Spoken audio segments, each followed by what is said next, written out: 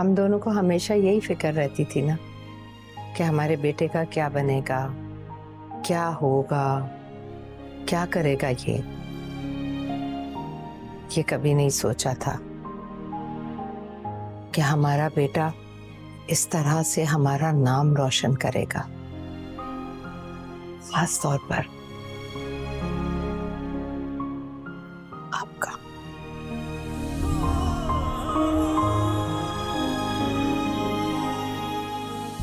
हाँ भाई, खुश तो आप बहुत होंगी। बेटा जो घर आ रहा है। सिर्फ बेटा नहीं, दुश्मनों पर जीत हासिल करके गाजी घर आ रहा है। अच्छा सुनो, अगर उसे देखकर मुझे कुछ हो गया ना तो उसे बता देना कि उसकी माँ को उस पे बड़ा फख्र है। अरे ये औलाद पालना ना दुनिया का मुश्किल तरीन काम है। अपनी जात के धागों से औलाद को बुनना पड़ता है और अपनी औलाद को मुकम्मल करते करते माँ बाप खत्म हो जाते हैं। कितना परेशान करती है, कितनी तकलीफें देती है ये औलाद। लेकिन फिर कोई एक काम ऐसा कर जाती है कि सारी तकलीफें, सारी परेशानियों का मदावा हो जाता है। वाकई मदिया बाजी, बड़ी मेहनत से पाला है आपने अपने बेटे को। पता है, मुझे तो हमेशा से यही लगता था कि आपसे ज्यादा फैजान भाई प्यार करते हैं इससे। लेकिन उनके जाने के बाद जिस तरह से आपने अनीस को संभाला है, उसकी देखभाल की है, उसकी डोर संभाली है, सच में वो हर किसी के बस की बात नहीं है।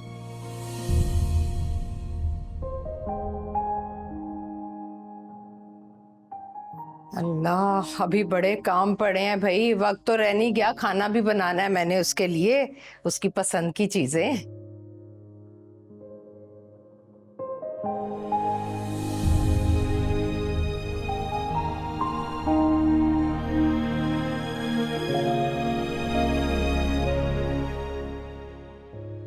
मदिया बाजी, क्या बना रही हैं आज बेटे के लिए? पता तो है आलू गोश्त उसे कितना पसंद है। सुबह दोपहर शाम पूरा हफ्ता देती रहूंगी ना आलू गोश्त, तो बस खुशी खुशी खाता रहेगा। प्याज मैंने लिया, ऊपर से ऐसा अच्छा और अंदर से हर चीज ऐसी गली सड़ी।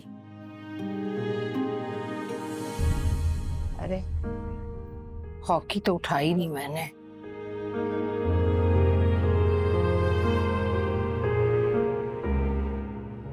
मैं नहीं चाहती कि इस पर अब उसकी नजर पड़े। उसने इसे देखा तो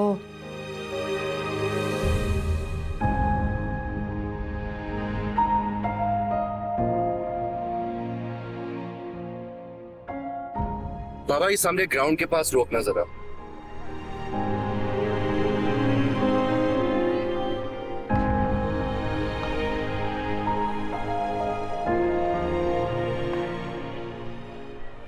क्या हुआ जनाब, खैरियत? हाँ यार, यहाँ मैं हॉकी खेला करता। हॉकी? अब कौन खेलता है हॉकी? हाँ, शायद मैं आखिरी था। मेरे अब्बू हॉकी खेला करते थे, इसी वजह से मैं भी बनना चाहता था। हैं? हॉकी से सीधा पुलिस? वो पुलिस की हॉकी टीम में थे, हॉकी भी खेलते थे और पुलिस में भी थे। बस वो जो कुछ भी करते थे मुझे वो सब कुछ करना। अब तो जनाब सब क्रिकेट खेलते हैं। जिस तरह बिरयानी सारे खानों को खा गई, इसी तरह क्रिकेट सारे खेलों को खा गई। वैसे मजा तो क्रिकेट में ही है। मजा नहीं बाबा, पैसा पैसा, वरना मजा तो हॉकी में भी बड़ा है। चलिए।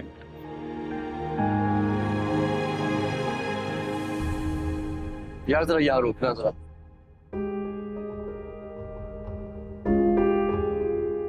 अब यहाँ की क्या कहानी है? तुम जैसे लड़कों के खौफ की वजह से लड़कियां घर से निकलने से डरती हैं। ये मत समझना मैं तुम जैसे छिछोर इंसान से डर कर घर पर बैठ जाऊंगी। डरोगे तुम।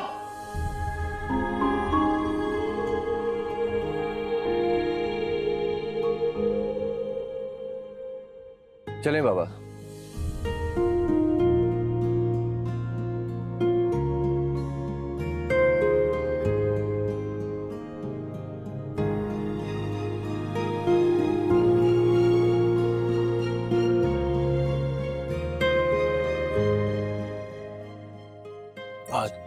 बिस्मिल्लाह। आ जाओ बहन।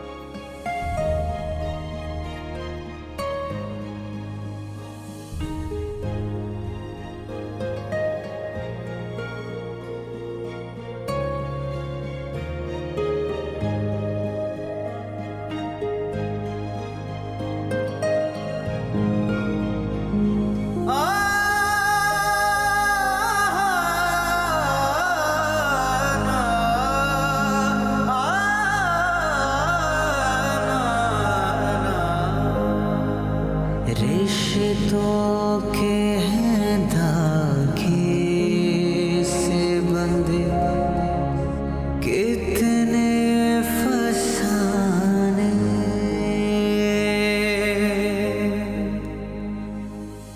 जाए अनीस सुन। अम्मी, आप पिछले 2 घंटे से मुझे अलविदा कह रही हैं, कब अलविदा खत्म होगा?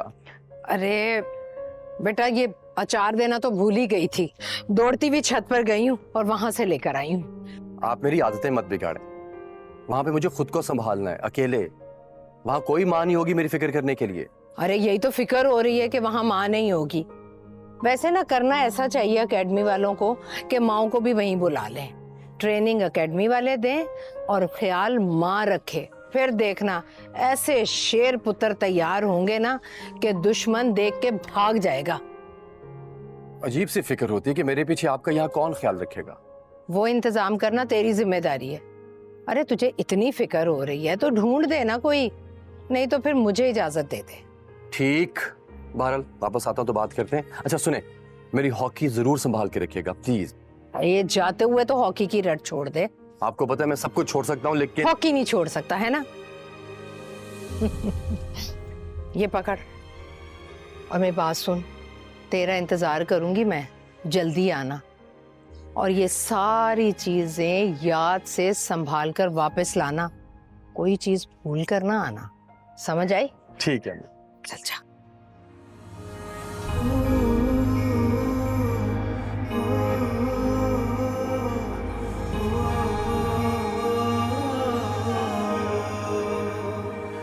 रिश्तों के हैं धागे से बंधे कितने फसाने,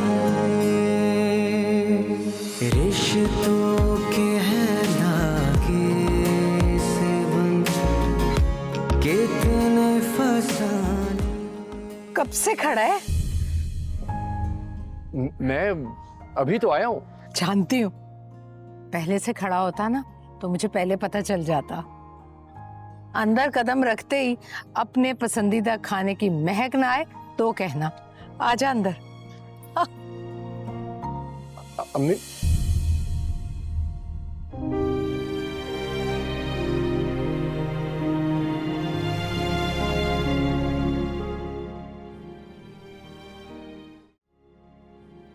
भाई मैं विश जैसे ही मैंने हंडिया का चूल्हा बंद किया ना, वैसे ही बेल हुई और देखा तो अनीस खड़ा था। तू आजा ना, आजा। क्या तू ले आना, सबको साथ ले आ। हाँ हाँ, ऐसी क्या बात है। चल ठीक है, मैं तेरा इंतजार कर रही हूँ। ओके ओके ओके, खुदा हाफिज, खुदा हाफिज। तेरी महविश बाजी ना तेरा इंतजार कर करके अभी गई थी और तू आया। खैर अच्छा हुआ चली गई। से तेरी क्या नाराजगी है? नाराजगी कुछ भी नहीं है, बस सवालात की बौछार कर देती है और मेरा कोई मूड नहीं है जवाब देने का। बस ठीक है, जो हुआ सो हुआ, क्या कर सकते हैं। तेरा मेडल दिखाना था उसे। तुझे पता है मैंने और तेरी महविश बाजी ने एक प्लानिंग की है। तेरा मेडल दिखा के ना पूरे मोहल्ले की औरतों को जलाना है मैं। कल ना महविश की 53वीं सालगिरह है। उसने अपने घर में ना मोहल्ले की सारी औरतों को बुलाया है। बस उसी वक्त तेरा मेडल दिखाएंगे और जल जल मरेंगी सारी की सारी औरतें। वैसे तुझे ना मेडल पहन कर आना चाहिए था, 4 लोग तो अभी रास्ते में ही देख लेते तुझे। लो बताओ भला, तुम्हें पानी पिलाना तो भूल ही गई, अभी लेकर आती हूँ पानी।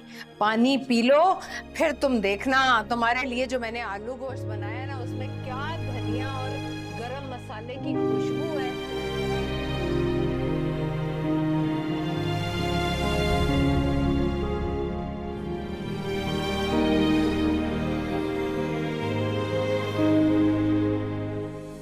ये दर्द का तूफान का जाके रुकेगा, आँखों से झलकता आंसू तो कहेगा, है दर्द नया सीने में, चोट पुरानी, ये जिंदगी कहानी है, मैं हूँ कहानी।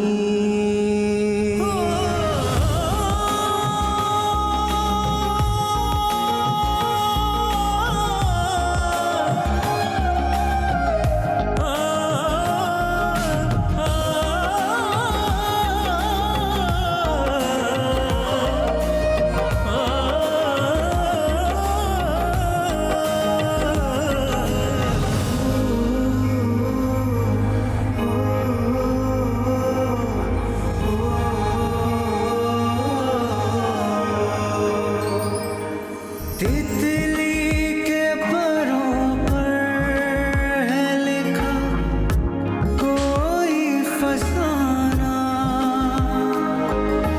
हमने ये फसाना तो किसी से भी कहाना। अरे तायरा, ये शोर कैसा है? अरे मदिया बाजी, बाहर पोलियो के कतरे पिलाने वाली टीम आई हुई है, मगर मोहल्ले वाले तो उनसे झगड़ने लग गए। कोई भी कतरे नहीं पिलवाना चाह रहा।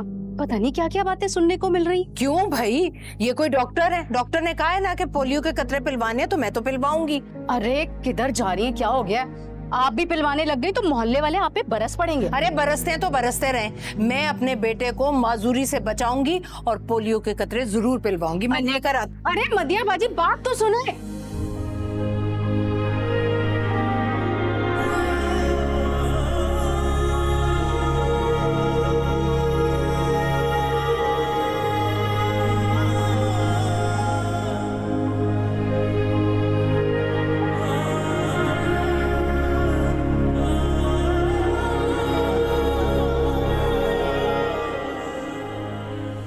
बेटा बैठो, मैं खाना लेकर आती हूँ।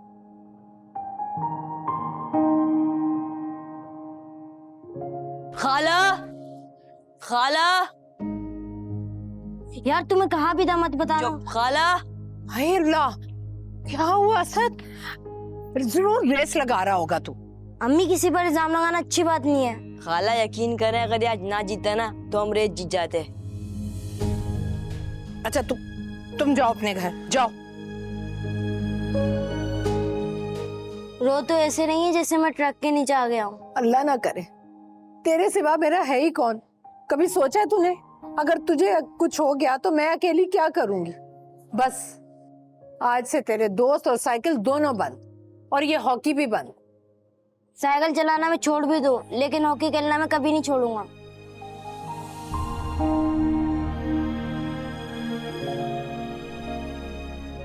अब अम्मी क्या बताऊं, ये कच्चे का इलाका होता है, ये खेतों के लिए बहुत ही आइडियल जगह होती है। बॉर्डर होता है आपसे दो सूबों का। जब हम लोग यहाँ से ऑपरेशन करते हैं तो ये बॉर्डर के उस तरफ चले जाते हैं, और जब वहां से हमला होता है तो ये वापस इस तरफ आ जाते हैं। अरे तो दोनों साथ मिलकर ऑपरेशंस क्यों नहीं करते? 2-3 अफसर्स ने वाह, मेरी माँ के हाथ का जायका। 2-1 दफा ऑफिसर्स ने ट्राई की थी ऑपरेशन की, लेकिन बहुत डेंजरस हैं, ये बड़े तेज हैं, भाग के बलूचिस्तान निकल गए। ऐसे जंगल में करते क्या है वो लोग? ये लोग लोगों को अगवा करके वहां पे रखते हैं, तावान लेते हैं उनका, बल्कि बहुत से मफरूर मुजरिम भी वहां पे बना लेते हैं। इस दफा हमने भी इन्हीं डाकुओं की सोच के मुताबिक इन पे हमला किया। अपने जितने भी खबरी थे उनको उनके गैंग में शामिल करके उनके तमाम अड्डों के नक्शे हासिल किए, उसके बाद फिर हमला किया उन पर। जैसे फौजी हमला करते हैं। बहुत कोई रास्ता भी तो नहीं था ना, इनके पास बहुत जदीद असले होते हैं, ये जैसे हम फिल्म्स में देखते हैं, गन्स होती हैं, बॉम्ब्स होते हैं, रॉकेट लॉन्चर्स होते हैं। रॉकेट? हाँ ना, ये बख्तरबंद गाड़ियों को तो ऐसे काटते हैं जैसे कोई केक हो। अंधेरे में हमला करते हैं, लेकिन इस दफा हमने भी अंधेरे में हमला किया उन पे, उनके 2 अड्डे दबा कर। 38-40 लोग थे, उनको भी रिहा कर। बस वो वापसी पे मिट्टी थोड़ी नरम थी, हमारी गाड़ी वहां पे स्टक हो गई। न जाने कहां से एक रॉकेट लॉन्चर आया। मैं जरा खाना गरम लाती। तो गरम ही तो है अम्मी। अरे भाई वाह वाह वाह वाह भाई, ये लड़का तो पहले से भी ज्यादा हैंडसम हो गया है? तू? मैं नहीं, तू। बैठ बैठ बैठ।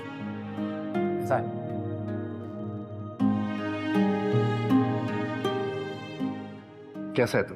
अरे मुझे क्या होना है, मैं बिल्कुल ठीक ठाक हूँ। चलो शुक्र है हम दोनों में से कोई तो सही सलामत।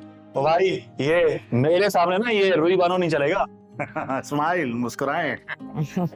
बस इसी की कमी रह गई थी।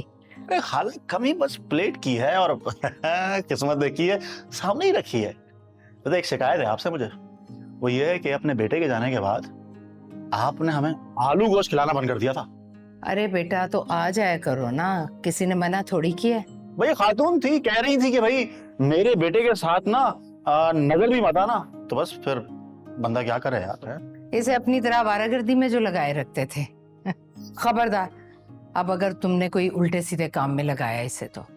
अच्छा, तो यानी कि अब हमें सिर्फ सीधे सीधे काम करने पड़ेंगे, हैं?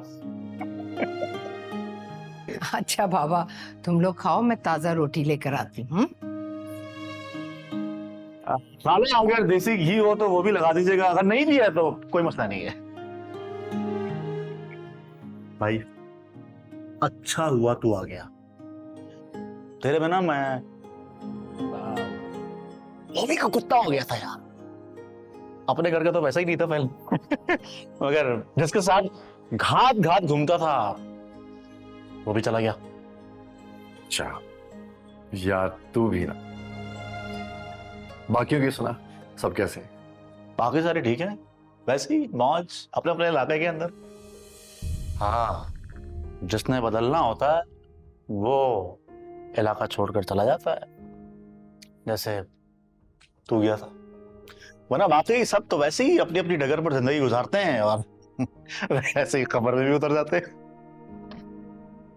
तो एक बात बताऊं, तेरे जाने के बाद ना सारी की सारी रेसें भाई ने जीती है।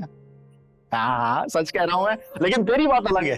तेरे पैरों में पता नहीं यार कौन सा इंजन लगा हुआ था, हारता ही नहीं था यार तू, हसरत से देखते थे।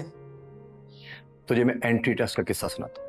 एंट्री टेस्ट में अब हम सब दौड़े लगाते हैं, सीट्स वगैरह। 2-3 लोगों ने क्या किया कि अपने 2-3 खिलाड़ी झाड़ियों के पीछे छुपा दिए कि जब हम करीब पहुंचेंगे तो ताजा दम वो हमारे साथ शामिल हो जाएंगे और रेस जीत जाएंगे। मुझे किसी ने मुखबरी कर दी। मैंने अपने जोड़ जोड़ का मैंने जोर लगा के जितनी मेरे जिस्म में जान थी मैंने इंतजार किया। जैसे ही उन्होंने ताजा दम रेस ज्वाइन की, मैंने भी अपने जिस्म का टर्बो छोड़ दिया। और यकीन कर, मुझे नहीं पता कहां से इतनी ताकत आई, मैंने भी उनको हरा कर ही दम लिया। मुझे आज तक कभी समझ नहीं आई कि इतनी ताकत मेरे जिस्म में आई कहां से। हाँ तो इसमें प्रॉब्लम क्या है यार, कौन सी नई बात है? सारी दुनिया इस तरह दौड़ती फिरती रहती है, है?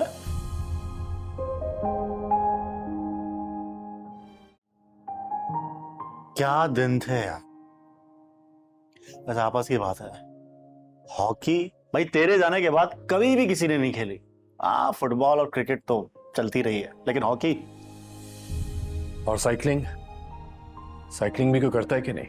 साइकिलिंग, अबे साइकिलिंग का रस देख रहा है बार, इधर से साइकिल निकालो तो चिंची आ जाता है, रिक्शा आ जाता है, बाइक आ जाती है, गाड़ी।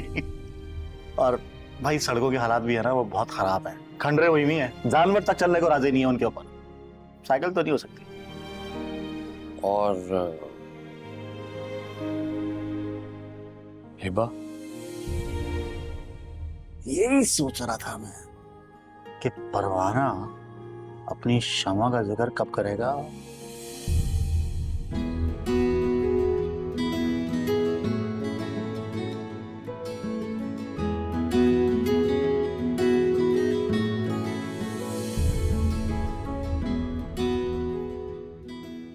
मुझे देख रही थी क्या? क्या मतलब? तू किधर देख रहा था भाई? यार मैं तो दरख्त को देख रहा हूँ। दरख्त को देख रहा था? ओ भाई, तू यहाँ लड़की देखने आया था या दरख्त देखने? मैंने तो उसकी तरफ इसलिए नहीं घूरा कि उसे बुरा लगेगा। वो मेरी तरफ देख रही थी कि नहीं? हाँ, देख तो इसी तरफ रही थी, लेकिन ये नहीं पता कि हम दोनों में से किसकी तरफ देख रही थी। भाई जाहिर है मैं उसे पसंद करता हूँ तो मेरी तरफ ही देखेगी ना वो। हाँ तो भाई, तू उसे पसंद करता है ना, तो ये बात सिर्फ तुझे पता है। जब तक उसे पता नहीं चलेगा तो उसकी मर्जी, जिसकी तरफ देखे। हाँ ना? हाँ ना? हाँ ना? अच्छा सुन, कल इसी टाइम पे वो यहीं से दोबारा गुजरेगी, हम भी यहीं दोबारा मिलेंगे, ठीक है? अभी मैं घर जा रहा हूँ खाना खाने के लिए, प्लीज। अबे क्या रोजाना उसके इर्द गिर्द इसी तरह मंडलाते रहेंगे? बस टाइम पे पहुंच जाना कल। क्या दिन थे यार, गर्मी सर्दी खिजा बहार सारा टाइम हिमा के नीचे।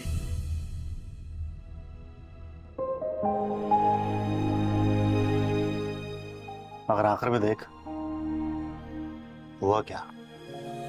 यार मुझसे नहीं होगा यार ये सब। तो भाई क्या नहीं होगा, तूने बात ही करनी है ना, कौन सा हिबा करना है? हिबा, अम्मी कैसी है? आंटी की खांसी ठीक हुई?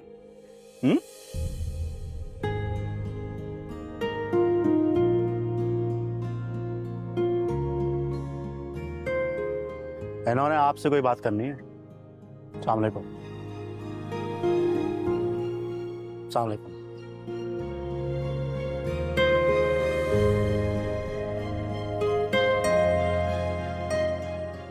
मुझे भी तुमसे बात करनी है। तुम्हें क्या लगता है मैं अंधी हूँ? मुझे कुछ पता नहीं है। कॉलेज जाओ तो रास्ते में तुम, ट्यूशन जाओ तो रास्ते में तुम, दोस्त के घर जाओ तो रास्ते में तुम। तुम्हें पता है इस सबका क्या मतलब होता है? इसे हरास करना कहते हैं। तुम जैसे लड़कों के खौफ की वजह से लड़कियां घर से निकलने से डरती हैं। अब तक मैं इसलिए चुप थी क्योंकि मुझे लगता था कि मेरा वहम है, लेकिन आज मुझे रोक कर मेरे वहम को यकीन में बदल दिया। स्कूल के टाइम पे तुम ही थे ना जो ईद कार्ड भेजा करते थे? बोलो। जवाब नहीं है इसके पास। और हाँ, ये मत समझना मैं तुम जैसे छिछोर इंसान से डर कर घर पर बैठ जाऊंगी। डरोगे तुम। जिस सड़क से मैं जाऊंगी वहां से रास्ता बदल के भाग जाओगे तुम, और ये मेरा वादा है। छिछोर इंसान।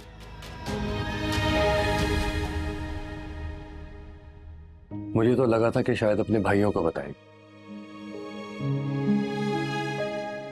मुझे मारने के लिए भेजेगी।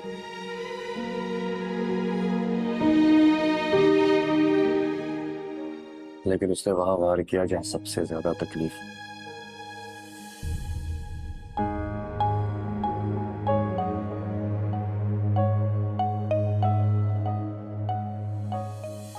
बोल बोल, कहां से शुरू करूं? इन टांगों से जिन पर चलकर तू लड़कियों का पीछा करता है, या फिर इन आंखों से जिनसे तू लड़कियों को घूरता है, या फिर तेरे इस दिमाग से जो शर्मो हया से बिल्कुल खाली हो चुका है? बोल बोल बोल, मैं कहां से शुरू करूं? अच्छा हुआ जो तेरा बाप जवानी में शहीद हो गया। तेरी हरकतें देखकर ना मर तो उसने वैसे भी जाना था। तुझे पता है तुझे?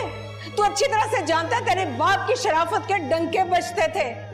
तेरे बाप की आखिरी खबर भी जो इस घर में आई ना, वो उसकी शराफत की थी। और एक तू है, तू लड़कियों को परेशान करके मेरी और अपने बाप की इज्जत को मिट्टी में मिला रहा है। अम्मी मैंने ये सब कुछ आदतन नहीं किया, मेरी ये आदत नहीं है। आप मेरी बात तो सुने प्लीज अम्मी। मुझे तेरी एक नहीं सुननी। अगर तू यहाँ से ना गया ना तो मैं चली जाऊंगी, क्योंकि अब मैं और तू एक छत के नीचे नहीं रह सकते। हर चेहरे पे जैसे कोई पहचाना सब है, हर लब पे शिकायत है, हर एक आँख में नम है।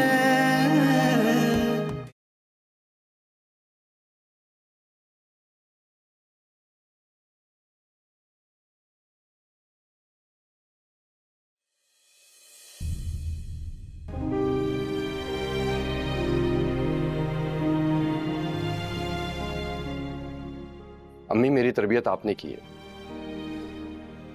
और वो तरबियत इतनी कमजोर नहीं है कि मैं रात चलते लड़कियों को परेशान कर सकूं। वो लड़की मुझे बचपन से, मुझे हिबा अच्छी लगती, लेकिन ये बात आज तक उसको कहने की हिम्मत ही नहीं हुई मेरी। इस दफा भी बस ज़ैद ने ही अम्मी किसी लड़की को परेशान करना तो दूर की बात, मैंने आज तक कभी किसी की तरफ आंख उठाकर भी नहीं देखा। मुझे अंदाजा ही नहीं था कि इस तरह किसी लड़की का अगर मैं रास्ता रोकूंगा तो वो किस कदर खौफजदा हो जाएगी। मैं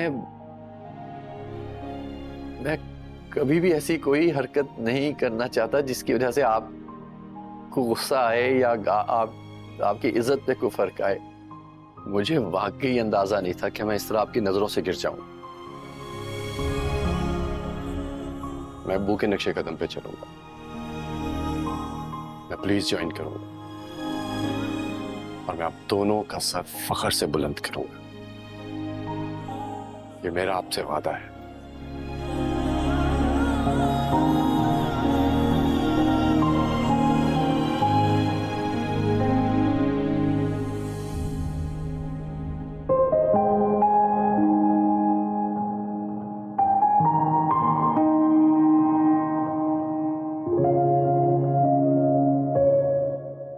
वैसे एक बात है, लोग इश्क में नाकाम होने के बाद मजनू बनते हैं, लेकिन मेरा भाई आपकी बैटरी अलग है। आप इश्क में नाकाम होने के बाद सिपाही बन गए। खैर, उसका रिश्ता तय हो गया।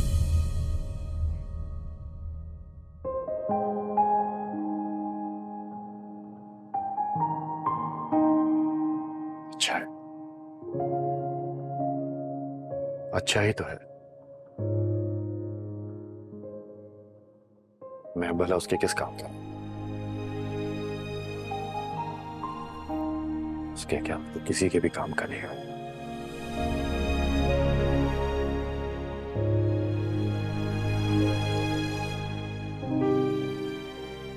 देख भाई, कल शाम में आ रहा हूं, हम बाहर चलेंगे, ठीक है? ये घर के अंदर बहुत हो गया बैठकर डिस्कस, इस कमरे के अंदर भी बाहर जाएंगे, नए किस्से रकम करेंगे, हैं? चाची, कल एक रोटी एक्स्ट्रा बनाइएगा। वो असल में खाना खाते वक्त हाथ रोकना अच्छा नहीं लगता ना, फिर मजा नहीं आता, ठीक है? चल मैं चलता हूँ, खुदा हाफिज़।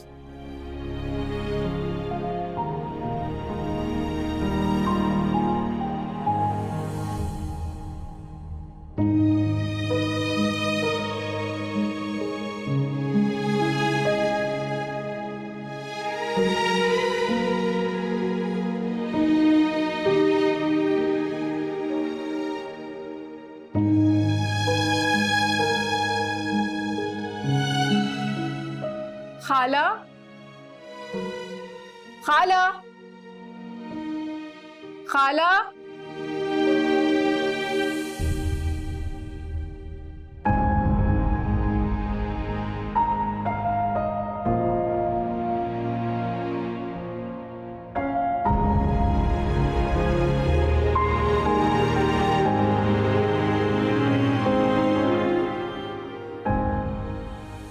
अरे हिबा तुम। अस्सलाम वालेकुम खाला। वालेकुम अस्सलाम।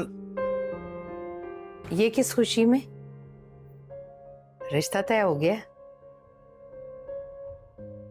मुबारकबाद दो इसे। हाँ, मुबारक। खाला, ये बोलता भी है? हाँ ना, तू क्या समझी थी गूंगा है मेरा बेटा? तभी इसके मुंह से कुछ सुना ही नहीं। अरे भाई, मैं तो मोटर बंद करने आई थी, मैं करके आती हूँ अभी बेटा।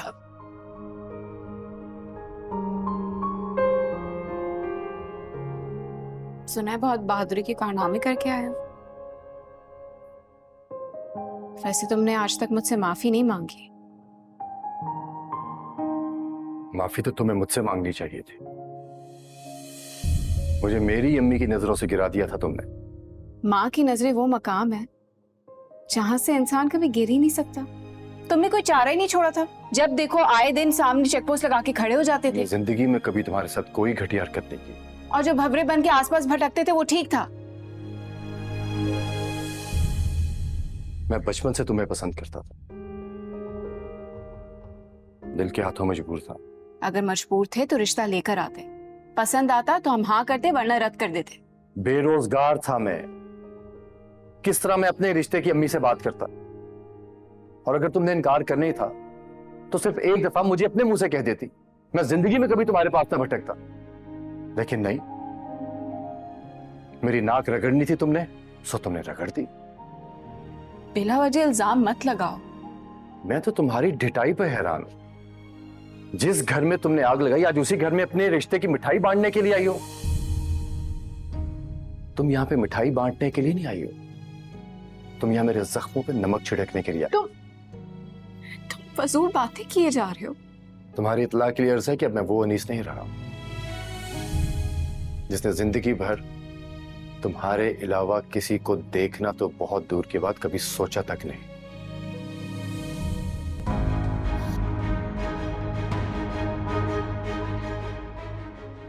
बहुत सी चीजें मेरे वजूद से कट के जा चुकी,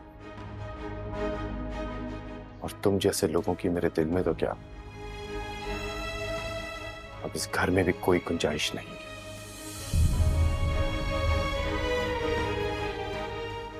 अरे हिबा, हिबा बेटा मेरी बात।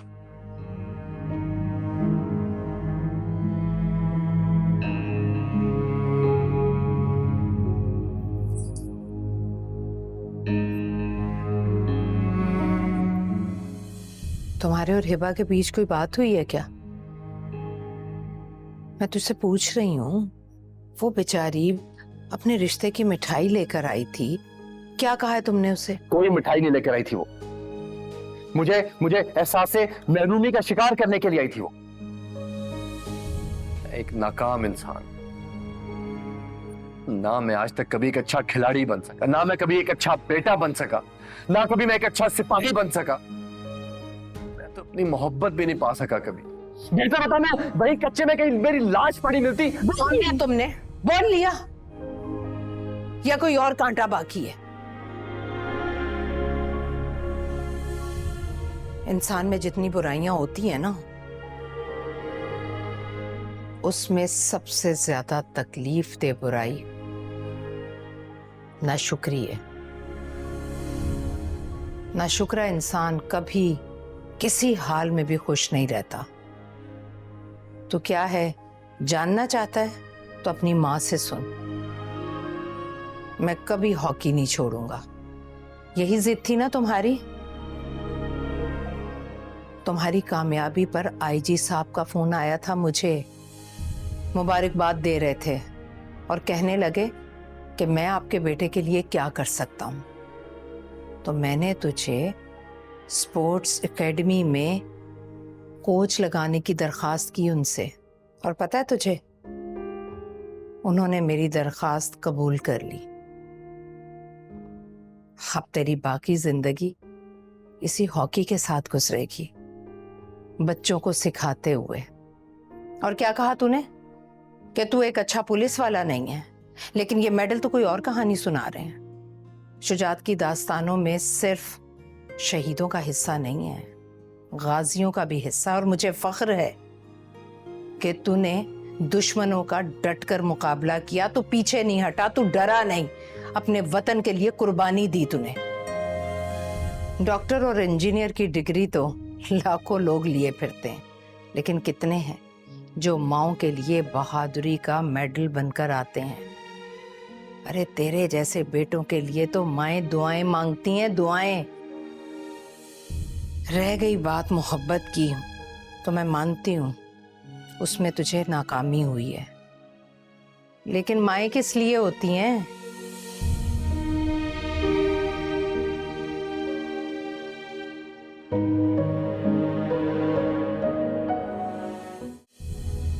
ये सब वो खत हैं जो पिछले 10 साल से अनीस तुम्हें लिख रहा है, लेकिन कभी तुम्हें देने की हिम्मत नहीं हुई उसमें। देखो बेटा, मेरा अनीस उन आवारा लड़कों में से नहीं है जो रात चलती लड़कियों को छेड़े। तुम्हारी मोहब्बत उसे तुम्हारी राहों में खींच लाई थी। ये आप मुझे अब क्यों बता रही? इसलिए बेटा कि मैं जानती हूँ उससे ज्यादा खुशियां तुम्हें कोई नहीं दे सकता। देखो बेटा, शादी का बंधन एक मुआहदा है जिसमें दो लोग बंध जाते हैं, मजबूरी बन जाती है और जिंदगी गुजर जाती है। कम खुश नसीब होते हैं वो जिन्हें जिंदगी में इतना मोहब्बत करने वाला जीवन साथी मिले। और ऐसी मोहब्बत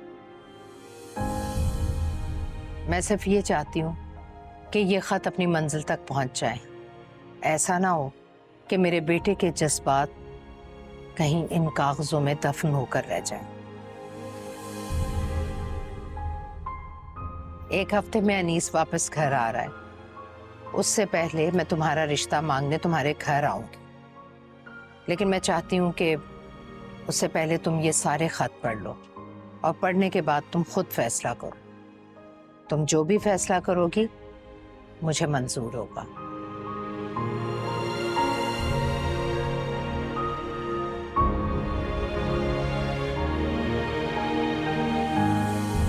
उसकी शादी किसी और से नहीं, तुझसे तय हुई। लेकिन अम्मी, आपने ऐसा किया क्यों? आप देख नहीं रही कि मैं माजूर? ये है तुम्हारा आखिरी शिकवा। कान खोलकर सुन ले अनीस, जिस्म कभी माजूर नहीं होते। माजूरी हमेशा इंसान के दिमाग के अंदर होती है। तुम्हें तो अल्लाह का शुक्र अदा करना चाहिए जिसने तुम्हें तुम्हारी पुरानी मोहब्बत और नई जिंदगी अता की है। मायूसी के पेड़ को आग लगाकर उम्मीद की नई फसल उगा बेटा। एक नई जिंदगी शुरू कर और अपनी मां को तुझ पर फख्र करने की एक और वजह दे दे।